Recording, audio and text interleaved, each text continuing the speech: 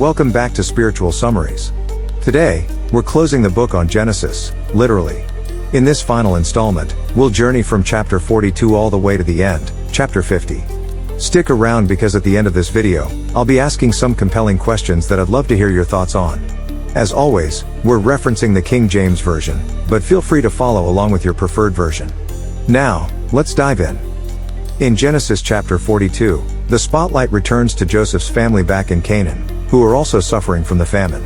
Jacob hears that there's grain in Egypt and sends 10 of his sons there to buy some, deliberately leaving Benjamin, his youngest, behind for fear of losing him too. Unknown to them, they'll be dealing with Joseph, who's now in charge of Egypt's grain stores. Joseph recognizes his brothers but doesn't reveal his identity. He accuses them of being spies, a test to see if they've changed. He decides to detain Simeon as collateral and sends the rest back with the grain they came for, but secretly returns the money they used to purchase it, putting it in their grain sacks. Upon discovering the returned money, the brothers are filled with dread, foreseeing further troubles. Meanwhile, back in Canaan, Jacob refuses to let them take Benjamin back to Egypt, not willing to risk losing another son, even when they report that it's the condition set by the Egyptian official for releasing Simeon. In chapter 43, the famine continues to grip the land, and the food the brothers brought from Egypt runs out. Jacob tells his sons to go back to Egypt for more grain, but Judah reminds him that the Egyptian official insisted on them bringing Benjamin along if they were to return. Jacob is initially resistant, but eventually agrees after Judah pledges to take responsibility for Benjamin's safety. The brothers, now including Benjamin, head back to Egypt. Joseph sees that Benjamin is with them and orders his steward to prepare a feast. Still unrecognized by his brothers, Joseph asks about their father's well-being and releases Simeon. He then has an emotional moment alone, overcome by seeing Benjamin after so long. The brothers are puzzled by the Egyptian officials, Joseph's kind treatment and fear it may be a trap. Despite this, they are seated and treated to a meal, but they notice they are seated in the order of their ages, adding to their bewilderment. In chapter 44, Joseph puts his final test for his brothers into motion. He instructs his steward to fill their sacks with grain but to also place his silver cup in Benjamin's sack. As they leave the city, Joseph sends his steward to accuse them of theft. The steward catches up to them and searches their bags, finding the cup in Benjamin's sack as planned. Feeling betrayed and worried, the brothers tear their clothes in distress and return to the city. Joseph confronts them, reiterating the accusation and stating that Benjamin will now become his slave. Judah steps forward and passionately pleads for Benjamin's release, offering himself as a replacement. He recounts the promise he made to their father to keep Benjamin safe, adding that their father's life is closely tied to Benjamin's. The stage is set for Joseph to finally reveal his true identity to his brothers. Genesis chapter 45. In this emotional chapter, Joseph can no longer contain himself and reveals his true identity to his brothers. He weeps so loudly that even the Egyptians in the palace hear him. Stunned and speechless, his brothers are initially frightened, but Joseph reassures them. He explains that God had a plan all along, to save lives during the famine. Joseph asks them to bring their father Jacob and all their families to Egypt, where he promises to provide for them. He hugs and weeps with Benjamin and then with each of his brothers, truly forgiving them for their past deeds. Pharaoh hears the news and is delighted, offering wagons and goods to help move Jacob's family to Egypt. The brothers return to Canaan and tell Jacob that Joseph is alive, which revives his spirit. They all prepare to move to Egypt as per Joseph's invitation. In Genesis chapter 46, Jacob sets out for Egypt, but first, he stops at Beersheba to offer sacrifices to God.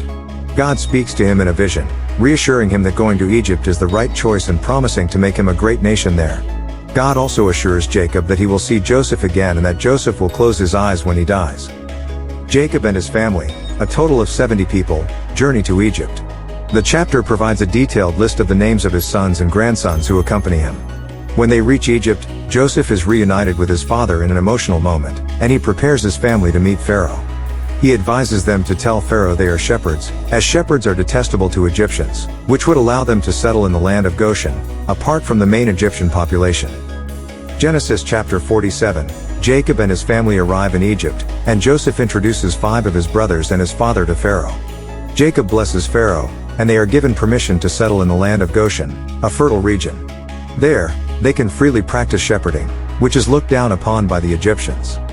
As the famine continues, people from all over come to Joseph to buy grain. Eventually, they run out of money, and Joseph allows them to trade their livestock for food. When the people have nothing left to give, they offer themselves and their lands as slaves to Pharaoh in exchange for food. Joseph imposes a tax of 1/5 on the produce of the land but exempts the priests from this tax. Jacob lives in Egypt for 17 years and, feeling his life drawing to a close, calls Joseph to him. He makes Joseph swear to bury him in Canaan, with his ancestors, rather than in Egypt. In Genesis chapter 48, Joseph hears that his father Jacob is unwell and takes his 2 sons, Manasseh and Ephraim, to see him. Jacob is strengthened enough to sit up in bed and tells Joseph that God appeared to him in Luz and blessed him. He then says that Joseph's 2 sons will be as his own, and any children Joseph has after them will belong to their respective tribes. Jacob wants to bless the 2 sons. Despite his failing eyesight, he intentionally crosses his arms to place his right hand on the younger Ephraim and his left on Manasseh, signaling a greater blessing for Ephraim. Joseph tries to correct his father, but Jacob insists that while both will become great, the younger will be greater and his descendants will become a multitude of nations. Jacob blesses them and says that the Israelites will use their names and blessings, saying, "May God make you like Ephraim and Manasseh." In Genesis chapter 49, Jacob gathers all his sons to tell them what will happen to them in the days to come. He gives individual blessings or prophecies for each son. 1. Reuben is his firstborn, but he's unstable like water and won't excel because he defiled Jacob's bed. 2. Simeon and Levi are violent. Jacob curses their wrath and says they'll be scattered in Israel. 3. Judah will be praised, and he'll rule over his brothers. His line will produce kings. 4. Zebulun will live near the shore and become a haven for ships. 5. Issachar is compared to a strong donkey and is content with servitude. 6. Dan will provide justice and be cunning like a serpent. 7. Gad will be a warrior. 8. Asher's food will be rich. 9. Naphtali is like a deer set free, giving beautiful words.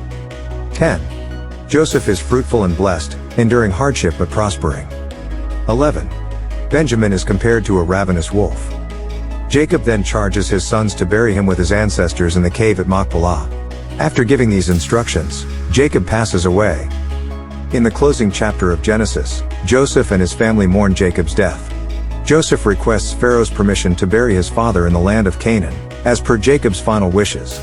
Pharaoh consents, and a grand procession travels to Machpelah, where Jacob is buried next to his ancestors. Returning to Egypt, Joseph reassures his brothers that he harbors no ill will against them for selling him into slavery years ago. He explains that it was part of God's plan to save their lives during the famine. Joseph promises to care for them and their families. Joseph lives to the age of 110, witnessing the 3rd generation of his descendants. Before he dies, he assures his brothers that God will one day lead them out of Egypt to the land he promised their ancestors. Joseph requests that his bones be carried back to Canaan when that day comes. He dies, and his body is embalmed and placed in a coffin in Egypt, marking the end of the book of Genesis. Wow, we've just finished the book of Genesis, and what an adventure it's been. I truly hope this series has encouraged you to delve deeper by reading these chapters in your own Bible. Now, before we wrap up, I have a couple of questions for you. What personal lessons have you gleaned from Joseph's story? How has the theme of forgiveness resonated with you in these final chapters? Share your thoughts in the comments below. I'm eager to hear from you. Stay tuned because in the next video, we'll be diving into the book of Exodus.